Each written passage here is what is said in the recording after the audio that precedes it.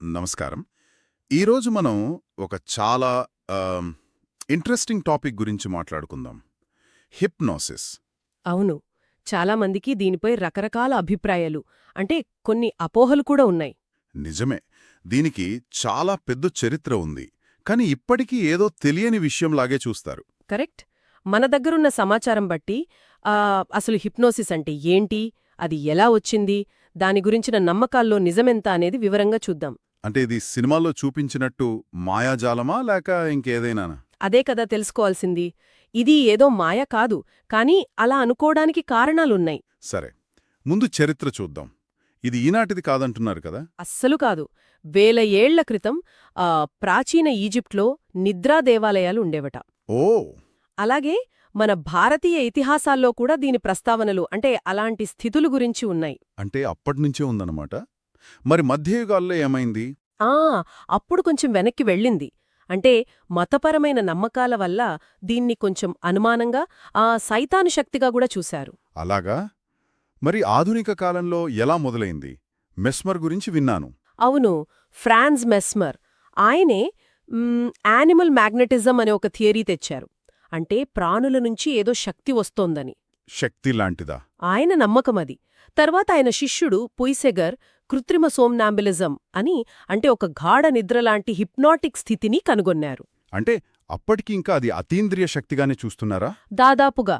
కాని తరువాత 1820ల సమయంలో నొప్పి తగ్గించడానికి వాడటం మొదలుపెట్టారు. మత్తుమందులు లేనప్పుడా సర్జరీలకి? అవును. అప్పుడే బ్రిటిష్ డాక్టర్ జేమ్స్ బ్రెయిడ్ దీని శాస్త్రీయంగా చూడ్డానికి ప్రయత్నించారు. బ్రెయిడ్. ఆయన హిప్నోసిస్ అని పేరు పెట్టారా? అవును, ఆయనే. గ్రీకు పదం హిప్నోస్ అంటే నిద్ర అని. ఇది అతీంద్రియ శక్తి కాదు, మనసుకి శరీరానికి సంబంధించిన సహజ ప్రక్రియ అని చెప్పటానికి చాలా ప్రయత్నించారు. అయితే తర్వాత క్లోరోఫామ్ లాంటివి వచ్చాక దీని వాడకం తగ్గుంటుందేమో? ఖచ్చితంగా. కెమికల్ అనస్థీషియా వచ్చాక దీని అవసరం తగ్గింది. సిగ్మండ్ ఫ్రాయిడ్ కూడా మొదట వాడారు, తర్వాత వద్దన్నారు, మళ్ళీ చివరికి రికమెండ్ చేశారు. ఓ, ఫ్రాయిడ్ కూడా వాడారా? అవును. ఇక ప్రపంచ యుద్ధాలప్పుడు మందుల కొరత వల్ల సైనికుల్లో షెల్ షాక్ ట్రీట్మెంట్కి ఇది మళ్లీ బాగా ఉపయోగపడింది. కానీ దీనికి చెడ్డ పేరు కూడా వచ్చింది కదా, స్టేజ్ షోల వల్ల. నిజమే. 20వ శతాబ్దం మొదట్లో స్టేజ్ హిప్నాటిస్టులు దీన్ని ఎంటర్టైన్మెంట్ కోసం వాడటం, కొన్ని మోసాలు జరగడంతో జనాల్లో నమ్మకం పోయింది. బహుశా అప్పుడే ఈ అపోహలు ఎక్కువయ్యాయేమో? అవ్వొచ్చు. కానీ మళ్లీ 1960లలో, అంటే ఆల్టర్నేటివ్ మెడిసిన్ పాపులర్ అవ్వడంతో హిప్నోథెరపీగా దీనికి గుర్తింపు పెరిగింది. అంటే ఇప్పుడు వైద్యంలో వాడుతున్నారా? వాడుతున్నారు. కొందరు డాక్టర్లలో ఇంకా సందేహాలున్నా, కొన్ని మానసిక, శారీరక సమస్యలకు ఇది బాగా పనిచేస్తుందని ఆధారాలున్నాయి. కొన్నింటికి ఇదొక్కటే ప్రభావవంతమైన చికిత్స కూడా. సరే, ఇదంతా చరిత్ర. మరిప్పుడు ప్రధానంగా ఉన్న అపోహల గురించి మాట్లాడుకుందాం. ఫస్ట్ది, హిప్నోటిస్ట్కి ఏదో స్పెషల్ పవర్స్ ఉండాలి అని. అబ్బే, అదొక పెద్ద అపోహ. అస్సలు నిజం కాదు. హిప్నోసిస్ అనేది ఒక టెక్నిక్, ఒక నైపుణ్యం. ఎవరైనా నేర్చుకోవచ్చు. దీనికి ప్రత్యేక శక్తులు అవసరం లేదు. ఇంకా అందరికీ ఉండే భయం, మనసుని కంట్రోల్ చేసేస్తారని, రహస్యాలు చెప్పించేస్తారని, ఇష్టంలేని పనులు చేయిస్తారని సినిమాల్లో చూపిస్తారు కదా. అదే అతిపెద్ద అపోహ. బహుశా స్టేజ్ షోల వల్ల అలా అనుకుంటారు. కాని నిజానికి హిప్నోటైజ్ అయిన వ్యక్తి స్పృహలోనే ఉంటాడు, ఇంకా చెప్పాలంటే ఎక్కువ అప్రమత్తంగా ఉంటాడు. అంటే కంట్రోల్ వాళ్ల చేతిలోనే ఉంటుందా? ఖచ్చితంగా. వాళ్ల ఇష్టానికి, నైతిక విలువలకు వ్యతిరేకంగా ఏ పని చేయించలేరు. ఇదొక సహకార ప్రక్రియ. అందుకే కదా పోలీసులు దీన్ని బలవంతంగా నిజాలు చెప్పించడానికి వాడలేరు. మరి ట్రాన్స్ అంటే స్పృహ కోల్పోవడం అనుకుంటారు. అది కూడా పొరపాటే. ట్రాన్స్ అంటే స్పృహ కోల్పోవడం కాదు. అదొక గాఢమైన విశ్రాంతి స్థితి, మెడిటేషన్ లాంటిది. బ్రెయిన్ వేవ్స్ ఆల్ఫా స్టేట్లో ఉంటాయి. ఆల్ఫా స్టేట్ అంటే శరీరం రిలాక్స్ అయినా మనసు చాలా చురుగ్గా సూచనలు స్వీకరించే స్థితిలో ఉంటుంది. ఇది థెరపీకి చాలా ముఖ్యం. స్పృహ పోదు, ఏకాగ్రత పెరుగుతుంది. తర్వాత ఏమీ గుర్తుండదని కూడా అంటారు కదా. సాధారణంగా అన్నీ గుర్తుంటాయి. ఏదో చాలా డీప్ స్టేట్లో అది వ్యక్తి సహకరిస్తేనే కొన్ని విషయాలు గుర్తులేకపోవచ్చు, అంతే.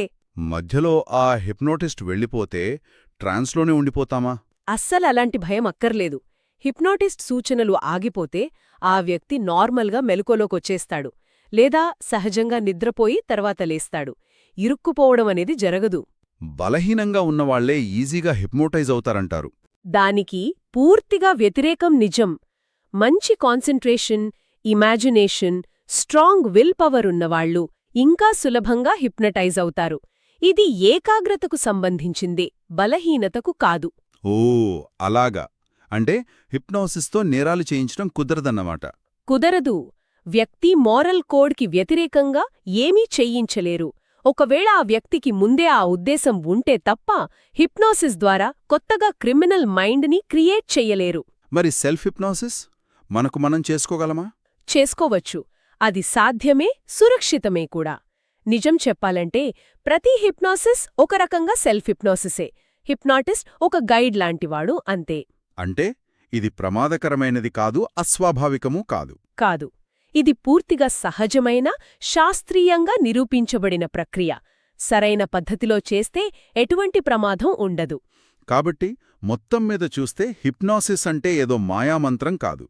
అదొక సైంటిఫిక్ టూల్, కొన్ని సమస్యల పరిష్కారానికి ఉపయోగపడే ఒక మానసిక స్థితి. అవును. దాని చుట్టూ అల్లుకున్న భయాలు, అపోహలు చాలా వరకు అవాస్తవాలే.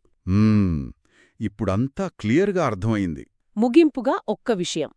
మనం హిప్నోసిస్ని కేవలం సమస్యల పరిష్కారానికే కాదుగదా. అంటే మనలో ఉన్న సామర్థ్యాన్ని పెంచుకోవడానికి కూడా వాడొచ్చేమో. ఏకాగ్రత, జ్ఞాపకశక్తి, క్రియేటివిటీ లాంటివి. ఓ అది ఇంట్రెస్టింగ్ పాయింట్. అంటే పర్సనల్ గ్రోత్కి కూడా ఉపయోగపడుతుందంటారా? ఏమో, ఆ దిశగా కూడా ఆలోచించవచ్చు కదా. దీని గురించి మరింత తెలుసుకోవాల్సిన అవసరముంది.